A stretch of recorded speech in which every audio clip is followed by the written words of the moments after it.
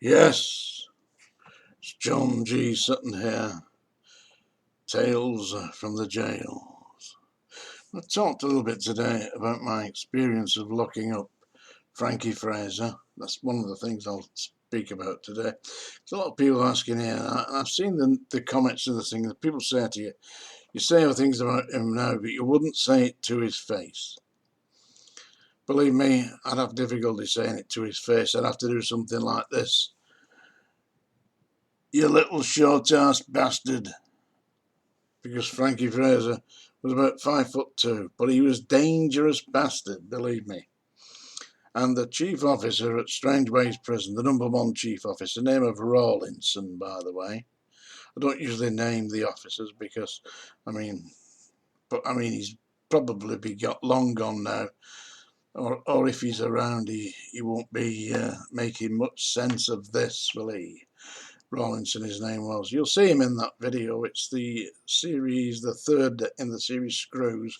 Big fat bastard sat in the governor's office with the governor, and he's leaning over the governor, and the governor's saying, well, what do you think about this thing? And he says, ship's in a good state. Yeah, well, him and the governor are planning how they're going to charge me with some ridiculous offence. Yeah, because all I'd done was, I was the elected General Secretary of a registered trade union.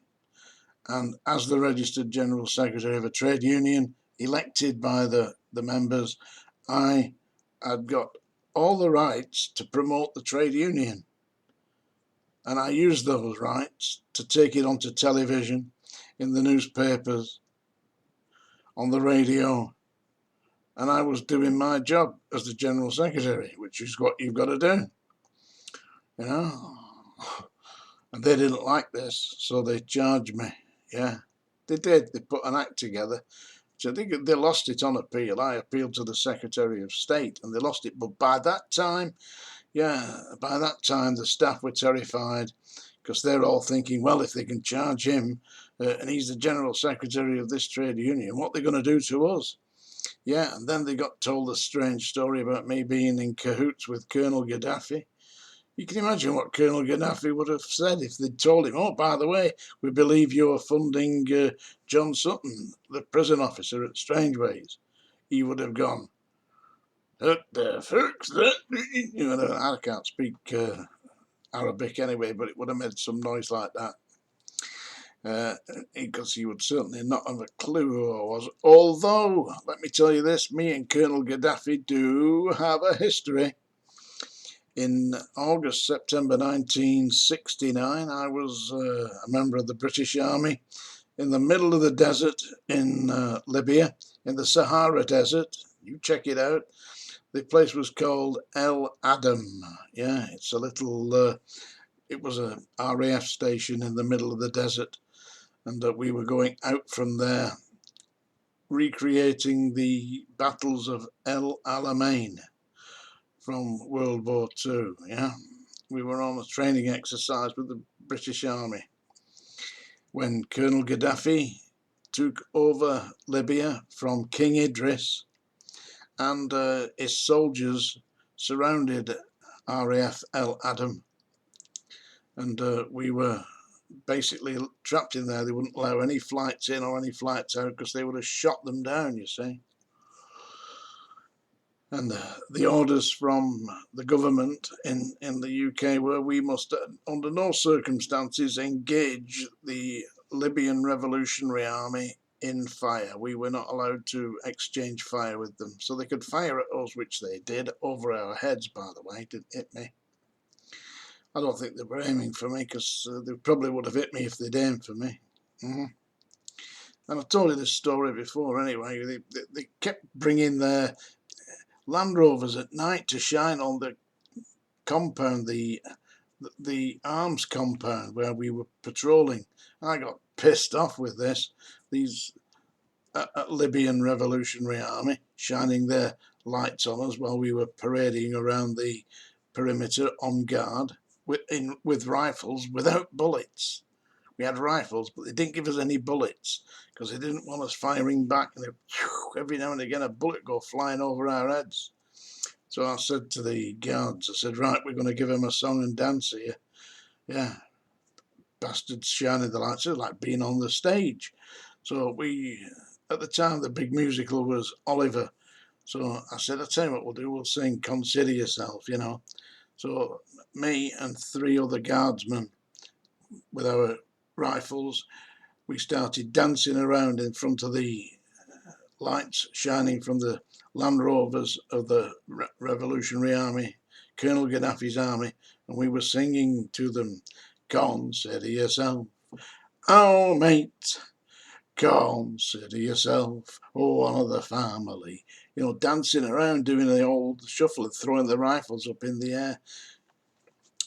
I don't quite know what the Revolutionary Guard thought about that. But it certainly made me laugh. It didn't make the captain, the commissioned officer captain, yeah, come running out. You maniacs, what do you think you're doing? You're supposed to be on guard here, not dancing around. I got a right bollocking for that because they all said, well, Sutton said we could do it, you know. Well, Sutton did say we could do it, and bollocks to him, that's what I say. The Revolutionary Army, but that was the only connection I had with Colonel Gaddafi. But anyway, I was telling you about Frankie Fraser. What a miserable, snidey, creepy little bastard he was. He was on that landing, A2 landing, I remember where he was, and the chief officer, fat bastard Rawlinson, yeah, big, fat, ignorant bastard, yeah, he kept taking him pork pies, seriously, he did, and he let Frankie out. Oh, it's only Frankie. I just said to him, Fraser, back in your cell. And he didn't like it, you know, because he did say to me, I've got the permission of the chief officer to be out. He said, he's not to let you know. I said, you've not got my permission, have you? In your cell. Now, all those people who'd say, you send me little comments here, I appreciate your comments, you know. You don't have to praise me or anything like that. Criticise me, by all means. But those who were saying this is all bollocks and you didn't do it, believe me, I was that jailer and I did it. I did it to his face, yeah. And as for Frankie Fraser, facing up to you, face to face, no chance. But don't turn your back on the bastard, because he definitely have you. Yeah, he done a few officers like that. Hit one poor bastard in, I think it was Armley Jail or somewhere like that. Hit him on the back of the head with a metal chair and damaged his optic nerve. The poor guy's blind.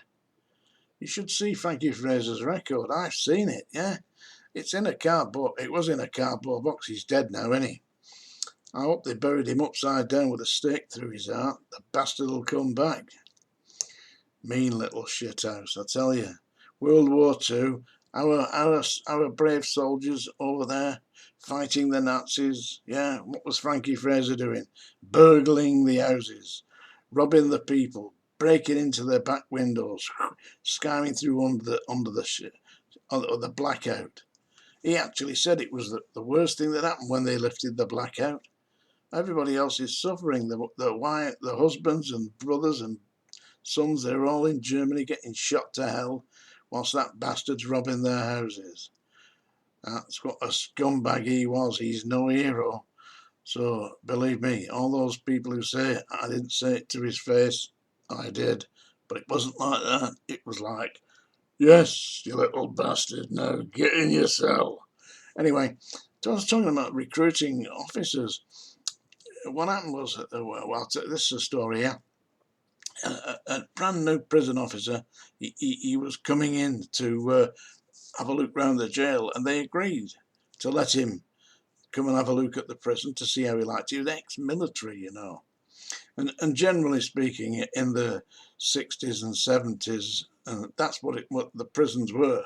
Ex-military men, ex-NCOs from the army, who were used to actually dealing with soldiers, you know, and giving direct orders. So you were absolutely ideal for it. I mean, I had a big voice. I could shout out the orders and people would listen to me. You know, you'd shout things like, Seaboat, unlock the landing! All that nonsense, you know. Not not the kind of prison officer Barraclough voice. No, I didn't do that very well. It was more like a Sergeant Major's kind of voice, you know. I wasn't a Sergeant Major, by the way, I was just an NCO. But I could give direct orders. But anyway, this guy came in and he was sent, you know, he was sent to have a look around the prison before he applied to be a prison officer. And somebody took him to the club at dinner time, you know, where they go and have a drink at dinner time. And obviously, being an ex-squad, he knew how to drink a few, because they do a lot of that in the army, you know. Anyway, he got into the club at dinner time. He had about 3 pints of Boddington's bitter. And in the afternoon, they put him on duty with me, watching the yard, yeah, while the prisoners exercised. So he was standing next to me on the yard and asking questions, basic questions, you know, about how long you've been in, what do they do, and all this, that, and the other. Then he went quiet, you know, and I thought, there's something wrong here. I said, are you all right, mate? He said, no, I'm not. And what he'd done was, believe this or believe it not. I mean, where do they find these people? He'd had 3 or 4 pints in the pub, come back on the yard with me. We'd been there for about 25 minutes, half an hour, and he pissed himself because he couldn't face asking me where he could go to the toilet, you know, because he couldn't handle it. I tell you, I put that in a report, you know, because they ask you to do a report. How did you get on with this man? How does he feel? Is he going to be suitable as a prison officer? I said, I think he'll make a brilliant prison officer. Said he actually pissed himself while he was on duty. Seriously, strange world, isn't it? Yeah. Anyway, I've had a request.